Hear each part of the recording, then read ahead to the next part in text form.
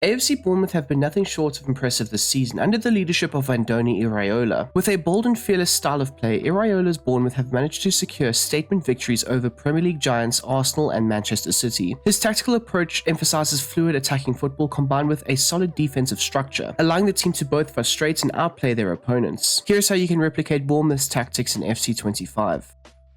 Iraola has implemented the 4-2-3-1 formation at Bournemouth this season, with a double pivot playing a key role in dictating the play and providing defensive stability. The three attacking midfield players just in behind the striker have very fluid roles, often interchanging positions in order to create unpredictability in the attack. We've seen the wide players switch flanks during matches to exploit the different spaces and create tactical mismatches. Bournemouth's build-up style will be set to balanced, allowing them to either play through the thirds or use more direct vertical passes. They can patiently progress the ball from the back using well-structured passing patterns, or bypass the midfield by hitting long balls into the channels. The team frequently creates chances from the wide areas through overloads, with the fullbacks overlapping the wingers to deliver a cross or a cutback, or potentially having one of the wide players drive centrally. This width-focused approach ensures multiple attacking options as 3 or 4 players often flood the box. In the final third, Bournemouth is encouraged to take shots from inside or outside the box, which forces the opposition to step up in order to close down the space, opening up a lot more space behind the defense for further exploitation. With this versatile style, Bournemouth can adapt their approach, either building up with short passes or looking to play long balls directly into the forward line, which in turn can create those transition movements that we do associate with Iraola's Bournemouth. As for the defensive approach, it should be set to high, with the line height being set to 80. Bournemouth employs an aggressive defensive system with a high line. While they may press high at times, Iraola generally prefers his team to engage in the middle third, where they look to disrupt the opponent's build-up play by applying structured pressing traps. These traps often trigger quick transitions when successful, showcasing the team's proactive nature. Despite their aggression, Bournemouth remains defensively disciplined, ensuring they aren't overly exposed at the back. As we progress onto the individual player roles, we'll start off at the front with the striker in Evan Nielsen, who will be set to the role of advanced forward, with the focus being set to complete. The Brazilian striker is versatile, capable of making runs behind the defense or dropping deeper to link the play. His ability to drift wide allows him to stretch the defense and latch onto long balls when fired into the channels. He can achieve this whilst also maintaining a central presence when required to finish off attacking moves. Just in behind him will be Justin Kluivert, who operates as the central attacking midfielder, and he'll have the role of playmaker, with the focus being set to roaming. Kluivert will have the freedom to drift laterally across the pitch. His role is to create chances from the central positions, but also being able to link with the striker, doubling up to exploit the spaces in the opposition's defensive structure. Kluivert's off-the-ball movement makes him pivotal in unlocking defenses both centrally and in the wide areas. The 2 wingers for Bournemouth will be Marcus Tavernier deployed down the left-hand side and Antoine Semenyo deployed down the right. Both of these players will be deployed as wide playmakers with an attacking focus. They link effectively with the central playmaker and the striker while being instrumental in attacking the wider zones. Tavernier and Semenyo's pace and positioning make them dangerous in transition, able to quickly exploit the gaps left by the opposition's back line. Ryan Christie and Lewis Cook form the double pivots, with both of them being set to deep-lying playmaker and the focus being set to roaming. This pairing helps Bournemouth control possession from deep, aiding in the build-up phases by dropping into the space and showing for passes. They are also responsible for providing defensive cover, making the midfield compact and difficult to break down. Both Christie and Cook can contribute to the attacking overloads by pushing forward when needed and adding dynamism to Bournemouth's attacking structure. For Kirk is deployed in that left-back position, he'll be set to the role of attacking wing-back, with the focus being set to balanced. He frequently overlaps the left winger, offering width and delivering crosses into the box. His athleticism allows him to cover the left flank effectively both in attack and defense, making him a key player for Bournemouth's wide play. As for the right back in Iraola, he'll be set to the role of fullback, with the focus being set to balanced. The right back plays a more reserved attacking role but can produce when getting forward and when the opportunities present themselves. His primary responsibility is maintaining defensive stability, especially when Bournemouth's left side is heavily involved in the attacking outlets. The centre-back pairing of Marcus Senesi and Ilya Sabani have been one of the major driving factors to Bournemouth's success so far this season. The 2 centre-backs will have different roles. Marcus Senesi will operate as the stopper of the side, with the focus being set to balanced. This will see Senesi stepping out of the back line to engage with the opposition attackers early on in order to try and disrupt their play in the middle third. His partner in Ilya Sabani will have the role of defender, with the focus being set to defend. He'll look to play as the covering defender, often trying to contain the space that Senesi has left in behind him. Zabani will look to maintain the team's defensive shape and prevent any spaces from being exploited. And finally, the role of Kepa in the side will be that of a goalkeeper, with the focus being set to balanced. The approach that Kepa takes is one that is very balanced, allowing him to sometimes leave his line and engage with the attackers, or stay back and deal with the 1v1 situations. The keeper's ability to play out from the back or opt for long balls adds flexibility to Bournemouth's build-up options. When in possession of the ball, Bournemouth will often look to create overloads down the left-hand side, where Kerkez's overlapping runs and Kluivert's drifting movement can combine to create attacking sequences. Evan Nielsen and Kluivert frequently drop between the lines to link play and make runs directly behind the opposition's defense. The double pivot of Christian Cook ensures control in the deeper phases of play that can often provide a platform for the other attackers. This side's width comes primarily from the fullbacks, who stay high and wide, supplying dangerous crosses or cutbacks into the box. For Sané and Zabani, they play key roles in launching attacks, with line-breaking passes directly into the midfield or the forwards, or playing the direct balls into the channels, looking to create those quick transition movements.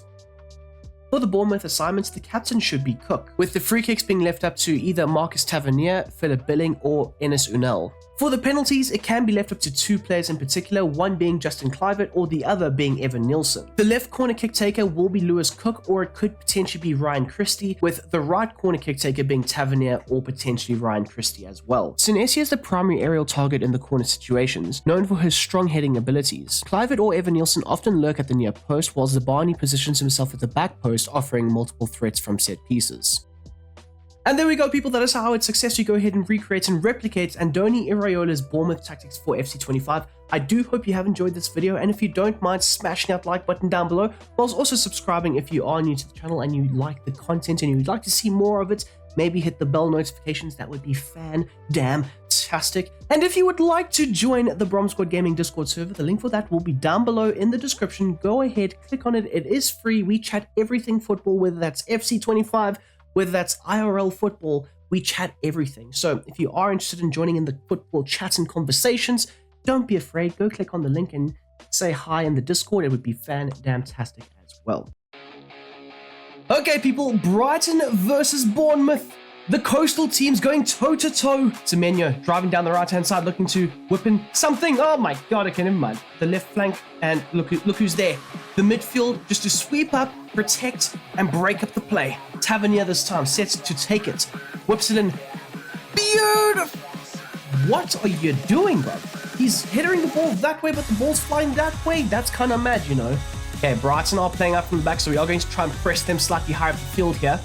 We're doing a good job with preventing them from being able to play through the central areas, the middle parts of the field.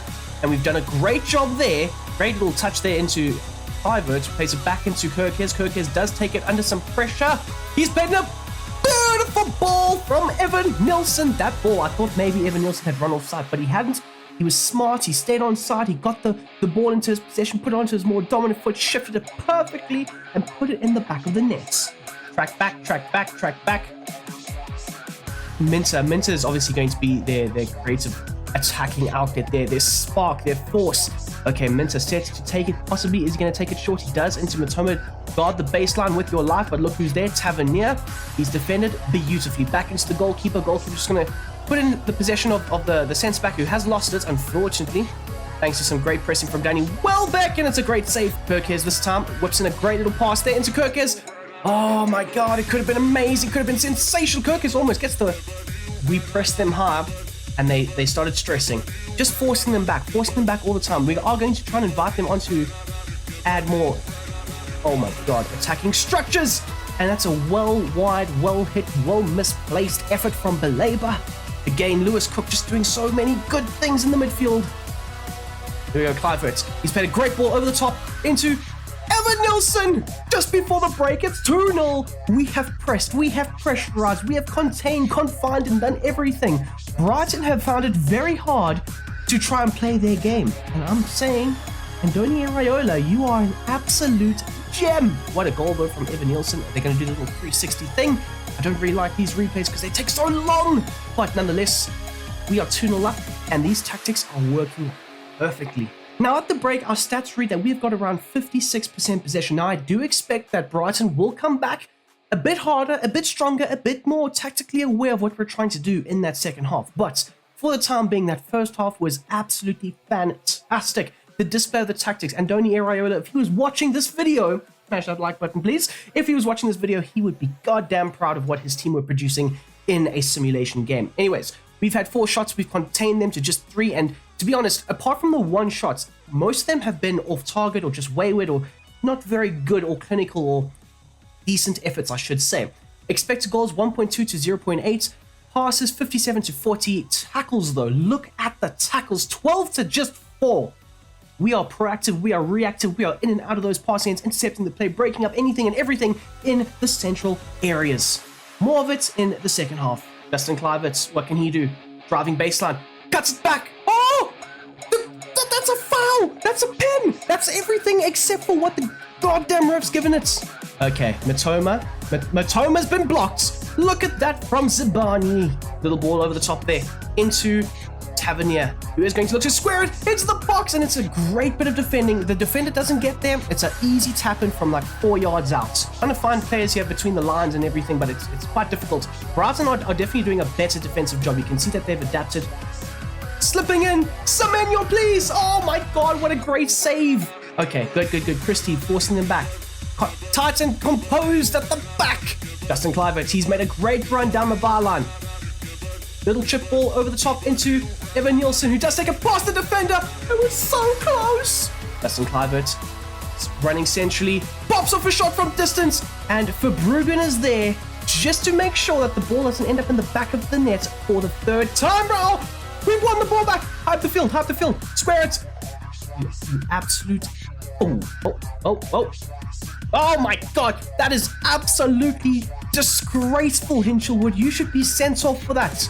Yellow card, that should be a red. Look at that.